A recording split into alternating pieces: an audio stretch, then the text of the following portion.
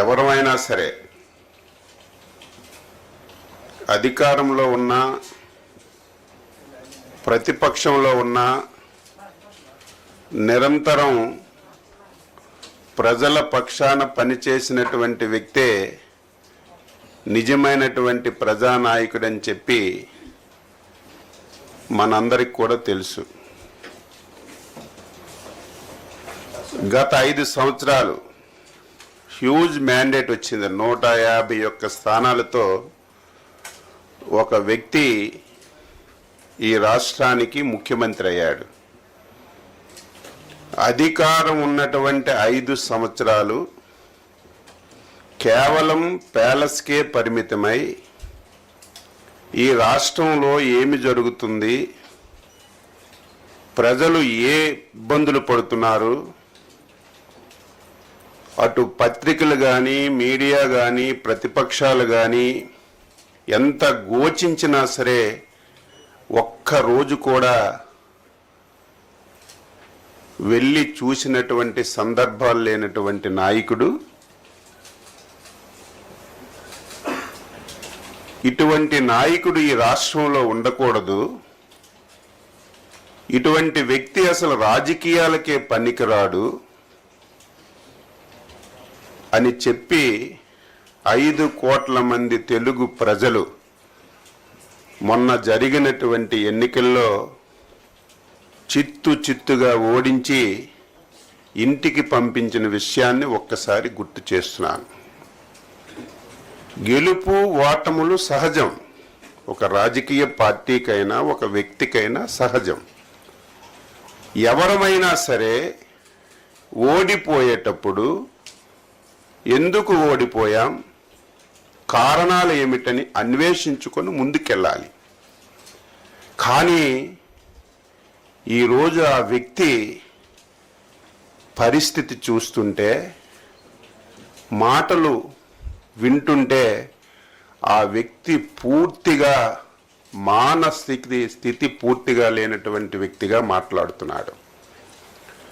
8 మాసాల్లో చంద్రబాబు నాయుడు గారు వ్యవసాయ శాఖని ఏమీ చెయ్యలేదు, రైతు దీనావస్థలో ఉన్నాడు, పంటలకి గిట్టుబాటు రావడం లేదని చెప్పి ఈరోజు పచ్చి అబద్ధాలు మాట్లాడుతున్నటువంటి వ్యక్తికి నేను ప్రెస్ మీట్ పెట్టి సమాధానం చెప్పలేనటువంటి అవసరం ఉన్నా సరే, ప్రజా జీవితంలో ఉన్నాం కాబట్టి, మనం ప్రజలకి జవాబుదారీ కాబట్టి ఈరోజు రైతులకి ఈ రాష్ట్ర ప్రభుత్వం చేసిన విషయాలని తెలియచేయాలనే ఉద్దేశంతోనే ఈరోజు పత్రికా సమావేశం పెట్టాను. 5 సంవత్సరాలు ఈ రాష్ట్రంలో ప్రధానమైనటువంటి శాఖలు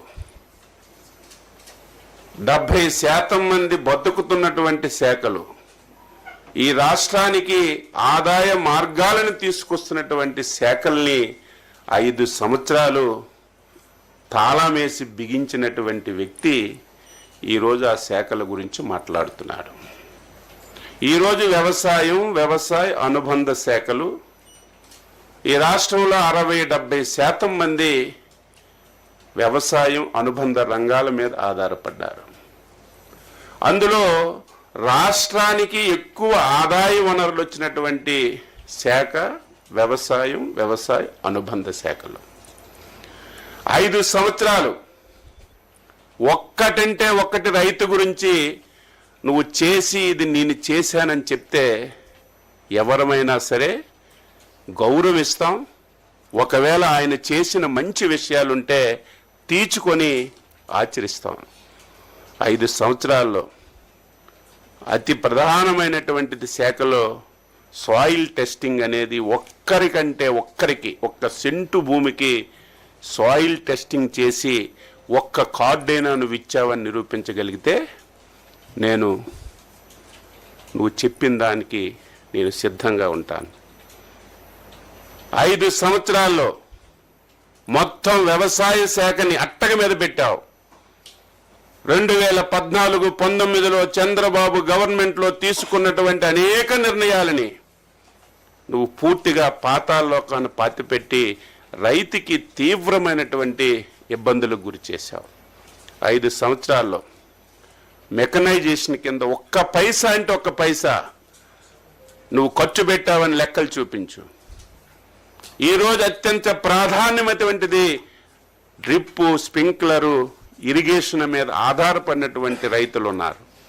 అందులో నువ్వు పుట్టినటువంటి రాయలసీమ జిల్లాలో ఎక్కువ మంది డ్రిప్ మీద, స్ప్రింక్లర్స్ మీద ఆధారపడుతున్నారు.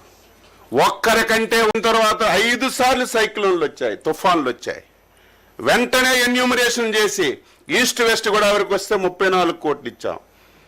ఈరోజు కృష్ణా జిల్లాలో వరదలు వస్తే 20 రోజుల్లో ఎన్యూమరేషన్ చేసి రైతుకి, కౌలు రైతుకి డబ్బులు ఇచ్చింది మా ప్రభుత్వం కాదో ఒక్కసారి నువ్వు చెప్పమని చెప్పి ఈ సందర్భంగా కోరుతున్నాను. ఈరోజు గుంటూరు మిర్చి యార్డ్ దగ్గరికి వెళ్ళాం. అబద్ధాలంటే అబద్ధాలు. అసలు ఎవడైనా నవ్వుకుంటాడని కూడా చూడకుండా ఇప్పుడే ఆకాశం నుంచి వచ్చినటువంటి వ్యక్తిగా మాట్లాడుతున్నాం. జగన్మోహన్ రెడ్డి, మాకంటే ముందు 5 సంవత్సరాలు ఈ రాష్ట్రానికి నువ్వు ముఖ్యమంత్రి. గుంటూరు మిర్చి యార్డ్ ఇప్పుడే పుట్టలేదు, నువ్వు ముఖ్యమంత్రి ఉన్నప్పుడు పుట్టింది. అంతకుముందు చంద్రబాబు నాయుడు గారు ముఖ్యమంత్రిగా ఉన్నప్పుడు కూడా గుంటూరు మిర్చి యార్డ్ ఉంది. దాని చరిత్రను ఒకసారి తెలుసుకోకుండా ఇష్టానుసారంగా చెప్పిందే చెప్తే, అబద్ధాలు చెప్తే, ఒక పనికి మాలిన పేపరు, టీవీ ఉందని స్క్రోలింగ్ లేస్తే ప్రజలు నమ్ముతారనుకుంటే నీ అవివేకం అని చెప్పి నేను ఘంటాపదంగా చెప్పదలిచాను. ఈరోజు మిర్చి ఈ దేశంలో తెలంగాణలో పండుతుంది, మధ్యప్రదేశ్లో పండుతుంది, కర్ణాటకలో పండుతుంది, వెస్ట్ బెంగాల్లో పండుతుంది. అదే మన రాష్ట్రానికి వస్తే ఒక 11 జిల్లాల్లో మిర్చి పండుతున్న విషయం నాకు, మీకు, ఈ రాష్ట్ర ప్రజలందరికీ కూడా తెలుసు. మిర్చి మాట్లాడితే ఒక విషయం చెప్తాడు. మేము ఉండేటప్పుడు 20,000 రూపాయలు ఉండేది, చంద్రబాబు నాయుడు వచ్చాక 13,000కి తగ్గిపోయిందని చెప్పి మాట్లాడుతున్నాడు. ఇది నేను సొంత కవిత్వం కాదు, ఇది ఆన్ రికార్డ్. ఏ డిపార్ట్మెంట్ దైనా వైఎస్ఆర్ కాంగ్రెస్ పార్టీ అధ్యక్షులైనటువంటి జగన్మోహన్ రెడ్డి గారు మిర్చి రైతులను పరామర్శించాలి, వారి ఇతిబాధలు తెలుసుకోవాలి, వారు ఏ పరిస్థితుల్లో మిర్చి ధర పడిపోయి రైతాంగం ఇబ్బంది పడుతున్నారో స్వయంగా రైతుల్ని అడిగి తెలుసుకోవాలనేటువంటి ఒక ఉద్దేశంతో రాష్ట్రంలోనే కాదు దేశంలోనే అతి పెద్ద మిర్చి యార్డ్ అయినటువంటి గుంటూరు మిర్చి యార్డ్కి వచ్చి వారితో మాట్లాడి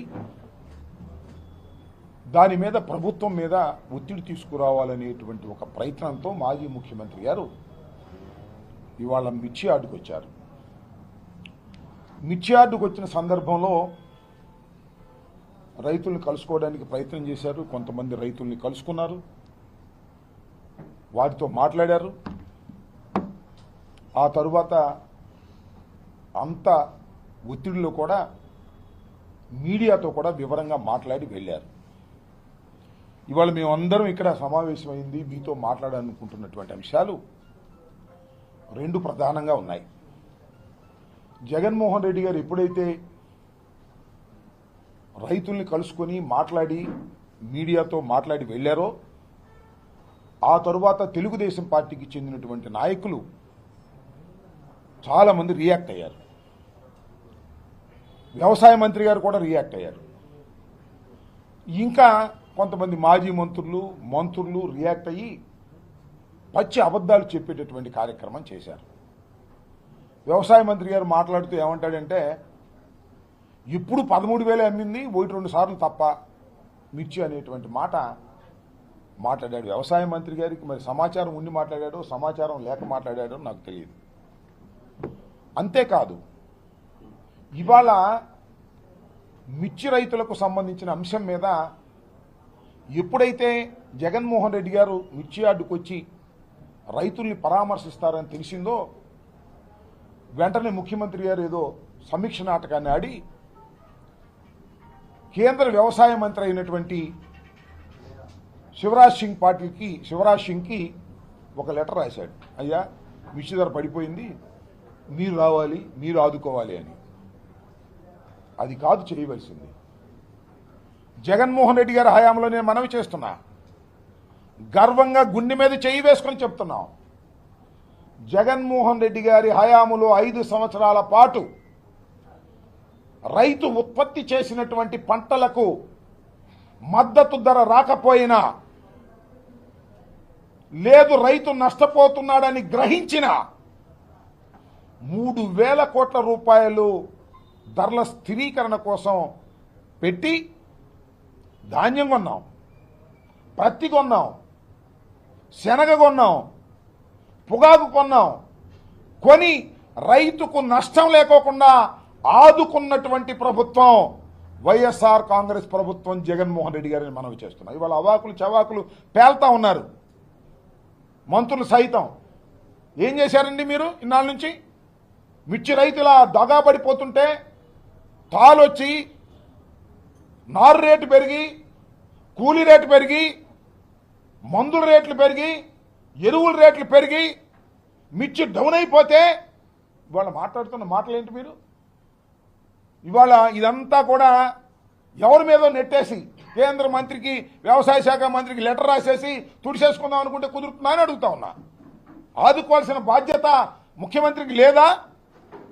నేను గర్వంగా చెప్తున్నా, వైఎస్ఆర్ కాంగ్రెస్ పార్టీ ప్రభుత్వం రైతు పక్షపాత ప్రభుత్వం.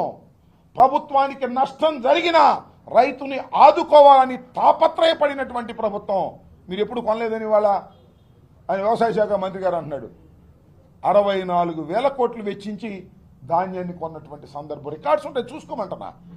మీ అధికారులు పిలిచి మాట్లాడుకోండి. పూర్వం చేసిన అధికారులు వ్యవసాయ శాఖలో జగన్మోహన్ రెడ్డి గారి టైంలో ఎంత చక్కగా వ్యవసాయం అంటే దండగ లేకోకుండా ఉండాలని తాపత్రయపడినటువంటి ముఖ్యమంత్రి జగన్మోహన్ రెడ్డి గారు. ఇవాళ ఏంటండి, మీరు 9 మాసాలైంది వచ్చి, మీరు రాగానే అన్ని రేట్లు పడిపోయినాయి. ఇదేం కర్మ నాకు అర్థం కాల. చంద్రబాబు నాయుడు గారు వచ్చారు, ప్రమాణ స్వీకారం చేశాడు, దేనికైనా ధర ఉందండి? పత్తికి లేదు, శనక్కు లేదు, కందికి లేదు, ధాన్యానికి లేదు, మిర్చికి లేదు. ధాన్యం అయితే ఎంత దౌర్భాగ్యం అంటే 1,200కి 1,300కి అమ్ముకున్నారు, కల్లాల్లో అమ్ముకున్నారు. పైన వర్షం పడతా ఉంది, మిల్లర్లు దోచేసుకున్నారు. అలా కాదు, మేము మద్దతు ధర కొంటామని ఎప్పుడన్నా అన్నారండి మీ జీవితంలో? రైతు నట్టేట మునిగిపోతుంటే ఆనందంగా కళ్ళు ఆర్పుకోకుండా అబద్ధాలు చెప్పేటటువంటి కార్యక్రమం చేశారు తప్ప ఎప్పుడు రైతును ఆదుకోలేదు. మీ ఇవాళ జగన్మోహన్ రెడ్డి గారు, మాజీ ముఖ్యమంత్రి గారు ఇవాళ వచ్చి వారిని కలుసుకొని మీ మీద ఒత్తిడి తీసుకొచ్చేందుకు ఇవాళ నిజంగానే చాలామంది రియాక్ట్ అయ్యారులే. జగన్మోహన్ రెడ్డి గారు ఎప్పుడైతే మిర్చి యార్డుకు వచ్చి వెళ్ళాడో వ్యవసాయ మంత్రి దగ్గర నుంచి చాలామంది ఇవాళ రియాక్ట్ అయిపోయారు. రైట్ అప్తా ఇట్టా అని, మంచిదే, రియాక్ట్ అవ్వండి, మీ బండారం ఏందో బయటపడిపోవాలి. రియాక్ట్ అయ్యారు, అసలు రాకోకుండా చేయాలనే ప్రయత్నం చేశారు. ఎంత దుర్మార్గం అనేది నాకు అర్థం కాలేదు. ఒక మాజీ ముఖ్యమంత్రి తాడేపల్లిలో ఉంటూ దగ్గరలో ఉన్నటువంటి మిర్చి యార్డుకి వెళ్ళి రైతులను పరామర్శించాలి అనుకోవటం తప్ప? ఇది ప్రజాస్వామ్యం విరుద్ధమైందా? దానికి ఏమన్నారు? ఎలక్షన్ కోడ్, ఎమ్మెల్సీ ఎలక్షన్లు ఉన్నాయి అని చెప్తున్నారు. నిన్న వాట్సాప్లో పెట్టారు, అంతే తప్ప ఎవరు మాట్లాడలా. నేను చాలా స్పష్టంగా చెప్తున్నా, ఎవరైనా ఏమని నిజంగానే ఎలక్షన్ కోడ్ ఉందండి వెళ్ళకూడదేమో అనుకుంటారేమో, కానీ కాదు. ఈ ఎలక్షన్ కోడ్, ఈ ఎమ్మెల్సీ జరుగుతున్నటువంటి ఎలక్షన్ కోడ్ కృష్ణా గుంటూరు జిల్లాల్లో 2 చోట్ల ఉంది. ఉంటే ఈ 2 ఎలక్షన్లు మేము పోటీ చేయట్లా. YSR Congress party is not contesting, number 1. Number 2, అసలు ఎన్నికల కోడ్ ఉన్నంగా పర్మిషన్ తీసుకోవాల్సింది ఎవరు? తీసుకోవాల్సింది ఊరేగింపులు చేసేవాళ్ళు, బహిరంగ సభలు పెట్టేవాళ్ళు ఎందుకు తీసుకోవాలి? వాళ్ళ ఎక్స్పెండిచర్ నోట్ చేసుకోవడం కోసం తీసుకోవాలి.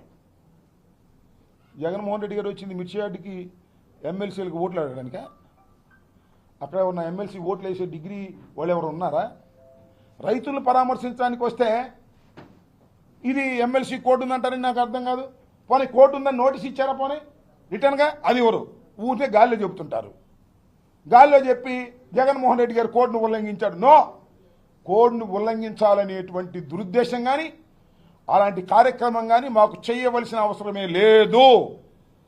ఇది కోర్టుకు సంబంధం లేదు. ఎన్నికలు జరుగుతున్నా పరామర్శకు వచ్చేటటువంటి కార్యక్రమం ఉంటుంది. నేను మీకు చిన్న ఉదాహరణ చెప్తే పెద్దగా ఏమీ అవసరంలా.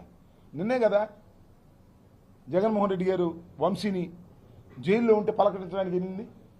అప్పుడు కూడా కారులు వేసుకెళ్ళారుగా, అప్పుడు కూడా జనం బాగా వచ్చారుగా, ఆ రోజు పోలీసులు అందరూ వెళ్ళి అడ్డుకున్నారుగా. మరి అక్కడ వంశీని పలకరించడానికి వెళ్ళినప్పుడు రాని కోర్టు రైతుని పరామర్శించడానికి ఎందుకు వచ్చిందయ్యా బాబు? చెప్పాయి చంద్రబాబు నాయుడు గారు. మనం చేస్తానా? హోంమంత్రి గారు చెప్పమంటున్నా? అక్కడ ఇక్కడ ఒకటే కదా. కాకపోతే అక్కడ ఒక ఐజీ ఉన్నాడు, ఇక్కడ ఒక ఐజీ ఉన్నాడు. ఏమైనా తేడా ఉందేమో నాకు తెలియదు. కృష్ణా జిల్లా, గుంటూరు జిల్లాలో కలిసి ఎమ్మెల్సీ ఎన్నికలు జరుగుతున్నాయి. తెలుగుదేశం పోటీ చేస్తుంది. ఆపోజిషన్గా వేరే ఇండిపెండెంటో లేకపోతే ఇంకో ఆయన పోటీ చేస్తున్నాడు. మాకేం సంబంధం? మేము ఎవరైనా సపోర్ట్ చేసామా? లేదుగా. మరి గుంటూరు కృష్ణానదికి అటొక రూలు, కృష్ణానదికి ఇటొక రూలు ఉంటుందా? రెండు ఒకే నియోజకవర్గం కదా ఎమ్మెల్సీలకు వచ్చి. అక్కడ లేని రూల్ ఇక్కడ ఎందుకు వచ్చింది? అక్కడంటే వంశీని పలకరిస్తున్నారు కదా, పెద్ద ప్రాబ్లం లేదనుకున్నారు. ఇక్కడ రైతులను పరామర్శిస్తున్నారే, రైతు ఇష్టం వచ్చినట్టు చెప్తాడే, ఉన్న వాస్తవాలు చెప్తాడే, అందువల్ల దీన్ని ఆపేయాలి ఎట్టగొట్టగా రాత్రి అంతా కుట్ర చేశారు. అయినా మా జగన్మోహన్ రెడ్డి గారు ఎన్ని కుట్రలు చేసినా ఛేదించుకొచ్చేవాడు కదా. చివరికి ఏం చెప్పారు? సెక్యూరిటీ లేదు ఇవాళ. It is very serious issue. ఇందాక మా మాజీ మంత్రి గారు చెప్పినట్టుగా. ఏమండి సెక్యూరిటీ ఎవరికి ఉంటుందండి? నాకు ఉంటుందా? వీళ్ళకు ఉంటుందా? ఉండదుగా. మీ మంత్రులు పోయినా కూడా మాకు ఉండదు. కానీ as ex chief minister Z+ security ఉంటుంది. ఎక్స్ చీఫ్ మినిస్టర్ గారికి Z+ సెక్యూరిటీ ఉంది. ఇప్పుడు ఆయన not only ex chief minister, ఒక ఎక్స్ చీఫ్ మినిస్టర్ గారి కుమారుడు, దివంగత రాజశేఖర రెడ్డి గారి కుమారుడు. ఆయనకు ఒక Z+ సెక్యూరిటీ అనేది ఉంది. ఇవాళ కనపడలే. ఎందుకు కనపడలేదంటే పర్మిషన్ తీసుకోలేదంట. ఒక్కరు రాలేదండి, ఒక్క వ్యక్తి కూడా పోలీసులు రాలా. కానీ కొంతమంది వచ్చారు, నేను చూసా. హిట్ టీవీ యాప్, ఇందులో short news, live news, entertainment shows, movies, digital magazines తో పాటు మీ జిల్లా వార్తలను కూడా ఫ్రీగా చూడొచ్చు. అంతేకాదు కేజీ నుంచి పీజీ వరకు విద్యార్థులకు స్కాలర్షిప్ కూడా అందిస్తున్నాం. ప్రతి వారం 10 మందికి లక్కీ డ్రా ద్వారా ఒక్కొక్కరికి 10,000 రూపాయలు అందిస్తున్నాం. ఇంకెందుకు ఆలస్యం? వెంటనే హిట్ టీవీ యాప్ ని డౌన్లోడ్ చేసుకుని ఫ్రీగా ఎంటర్టైన్మెంట్ పొందండి. Hit TV app. Hit TV app. Please download Hit TV app. Hit TV యాప్ని ఫ్రీగా డౌన్లోడ్ చేసుకొని ఎంజాయ్ చేయండి. మీకు నచ్చిన ఎంటర్టైన్మెంట్ కోసం హిట్ టీవీ యాప్ ని ఫ్రీగా డౌన్లోడ్ చేసుకొని ఎంజాయ్ చేయండి. హిట్ టీవీ యాప్ని డౌన్లోడ్ చేసుకుని ఆస్వాదించండి, ఆశీర్వదించండి. ఇంతమంది సెలబ్రిటీలు హిట్ టీవీ యాప్ ని డౌన్లోడ్ చేసుకోండి అని చెప్తున్నారంటే ఎంత మంచి యాప్ ఆలోచించండి. అమెరికా అమెరికాలో చదవాలనుకునే వాళ్ళకి విశ్వసనీయమైన పేరు మన శౌర్య కన్సల్టెన్సీ. UK లో 1 year masters, 2 years work permit up to 5 years visa. Contact Saurya Consultancy. Contact 89851 89851.